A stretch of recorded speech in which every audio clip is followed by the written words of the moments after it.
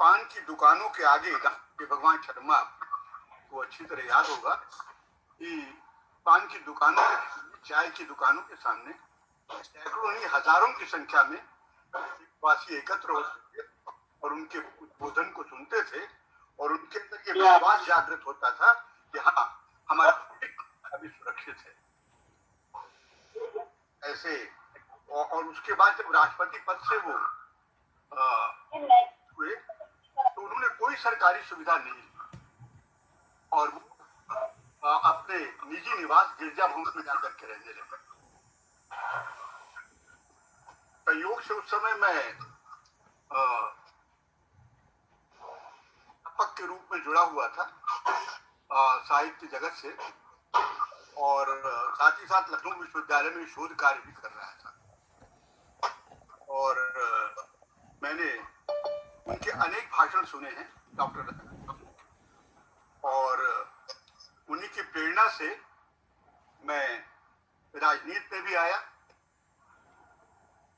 क्योंकि उन्होंने एक भाषण में कहा था कि पढ़े लिखे और प्रबुद्ध लोगों की उस समय, ये मैं सन 60 के दशक की बात, देश की राजनीति में एक बहुत बड़ी आवश्यकता है और ये उनका आशीर्वाद था मुझे और बुजुर्गों का भी आशीर्वाद था कि मुझे लखनऊ नगर का 3 बार महापौर चुने जाने का जो है वो सौभाग्य प्राप्त हुआ। मैं विधायक भी रहा और राजनीति में भी मैंने काफी हिस्सा लिया, लेकिन मैं इस बात की आज भी आवश्यकता समझता हूँ कि जो आज राजनीति में के क्षेत्र में प्रबुद्ध लोगों का अभाव हो रहा है, उस अभाव की पूर्ति करने के लिए हमें डॉक्टर राधाकृष्णन जैसे महान व्यक्तित्व से प्रेरणा लेनी चाहिए और ये प्रेरणा जो है वो आवश्यक है। ये मैं 60 वर्ष पहले की बात कर रहा हूँ। डॉक्टर राधाकृष्णन ने एक बहुत बड़ा सेमिनार किया था दिल्ली के अंदर और उस समय दक्षिण अफ्रीका के अंदर रंगभेद की बहुत बड़ी समस्या थी। वो अलग अलग बस्तियां बना रहे थे काले और गोरों के लिए और नेल्सन मंडेला जो है, जो उस आंदोलन के प्रवर्तक थे, उनको गांधी जी से प्रेरणा मिली थी, क्योंकि गांधी जी की जो कर्म भूमि है वो पहली कर्म भूमि दक्षिण अफ्रीका ही थी। तो जब उन्होंने आयोजन किया तो मैंने उसमें एक कविता पढ़ी थी। उस आयोजन के अंदर वो कविता डॉक्टर शर्मा में और आपकी अनुमति से और हमारी जो मुख्य अतिथि हैं डॉक्टर अपूर्णा जी, उनकी अनुमति से मैं वो कविता जो है वो आपके समक्ष प्रस्तुत करना चाहूंगा। स्वागत रंग भी है और थोड़ा कह लीजिए कि इसके ऊपर ये रंग भेद के विरोध में एक जो प्रबुद्ध व्यक्ति को सोचना चाहिए तो उसकी सोच भी है। इसका शीर्षक है मैं तुमसे पूछता हूँ। श्वेत और अश्वेत लोगों के लिए बस्तियां बनाने वालों, जोहान्सबर्ग की जेरी में बंधे पशुओं पर भी प्रतिबंध लगा दो कि श्वेत पशु अश्वेत और अश्वेत पशु श्वेत बच्चे न जन्माएं। वृक्षों की हर डाली पर यह आदेश लिखकर टंगवा दो कि श्वेत और अश्वेत पक्षी एक साथ न बैठे।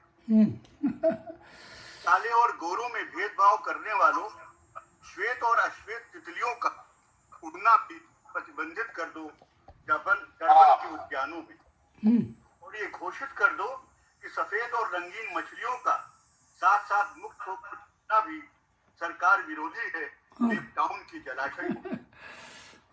काले और गोरों में विभाजन करने वालों, अपने क्षेत्र में चांद पर भी रोक लगा दो कि वो श्यामल आकाश में उड़े। क्या व्यंग है।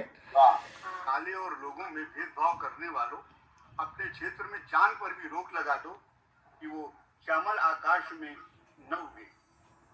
काले और गोरों के लिए अलग अलग प्रार्थना घर निर्मित करने वालों, मैं तुमसे पूछता हूँ, काले और गोरों के ईश्वर क्या दो हैं?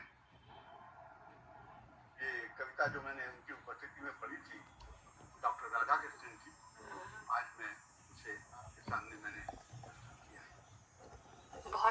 बहुत सुंदर या धन्यवाद, बहुत बहुत धन्यवाद। हाँ बहुत सुंदर, बहुत एक छोटी सी साहित्यिक रचना भी सुना दूं? हाँ बिल्कुल बिल्कुल कुछ पंक्तियों की सुनाइए। इसका शीर्षक है चिर स्मृता। हाँ स्वागत है। मेरे मेरे आंगन की खुदकती गौरैया आज कहीं उड़ गई। इसे पाया था मेरी दृष्टि ने इतने काम्य रूप में, आज यहाँ नहीं है।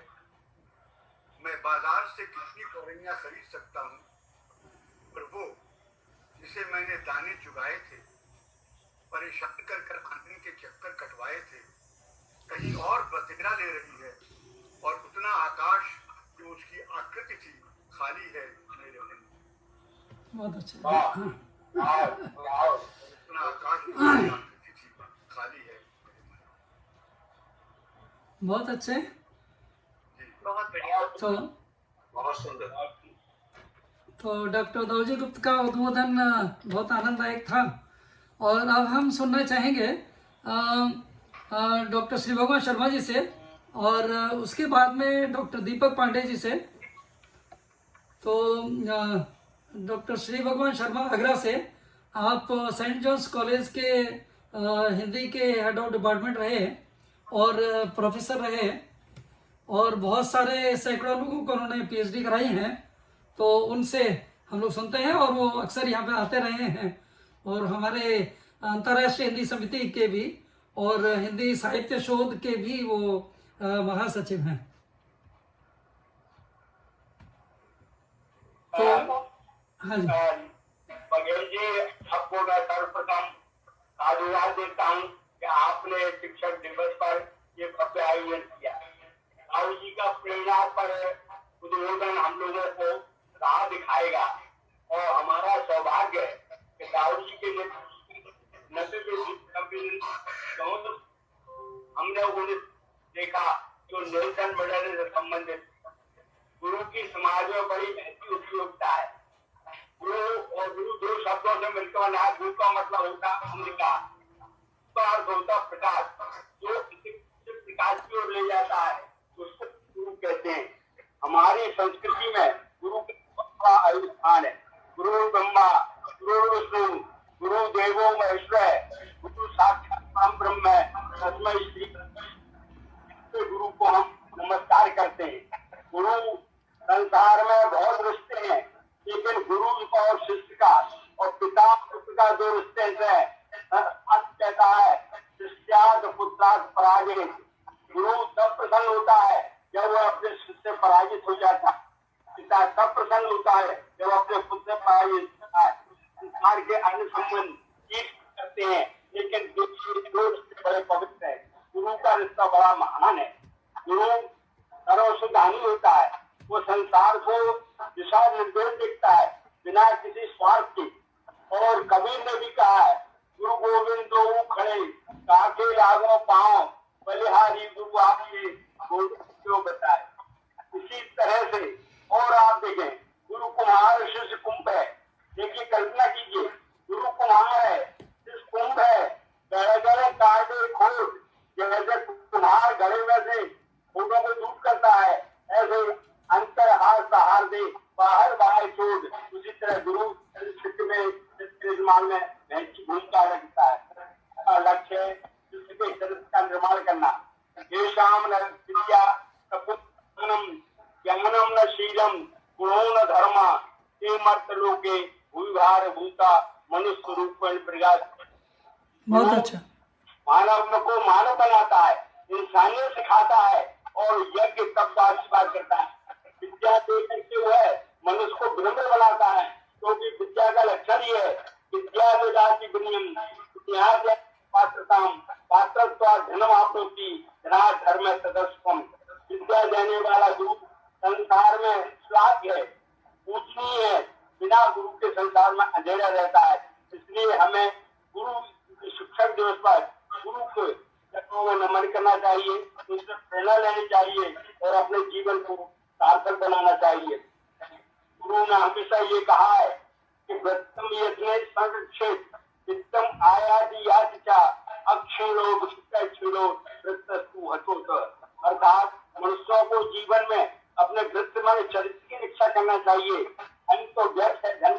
से ज्यादा नहीं सोचना चाहिए। तो कभी हिंदी कहा है, कूद सपूत तो क्या धन संचय, कूद कपूत तो धन संचय। धन संचय करना हमारा लक्ष्य नहीं होना चाहिए, चरित्र निर्माण हमारा लक्ष्य होना चाहिए। गुरु हमको ये उपदेश देता है और जिस गुरु के उपदेश को ग्रहण करके हम अपने जीवन को साफ बनाते हैं, समाज को सक्षम बनाते हैं, देश को विकसित बनाते हैं और भावना को अपनाते हैं। गुरु ने हमेशा अपना काम में किया, पर धर्म नहीं भाई, पर पीड़क अष्टादश पुराने से व्यासत वैष्णव जो है, परोपकार है, पुण्य है, पापा है पर पूर्णम में हम नमन करते हैं और उन्हें महेश जी को भव्य आयोजन के लिए साधु आदरणीय दाऊ जी के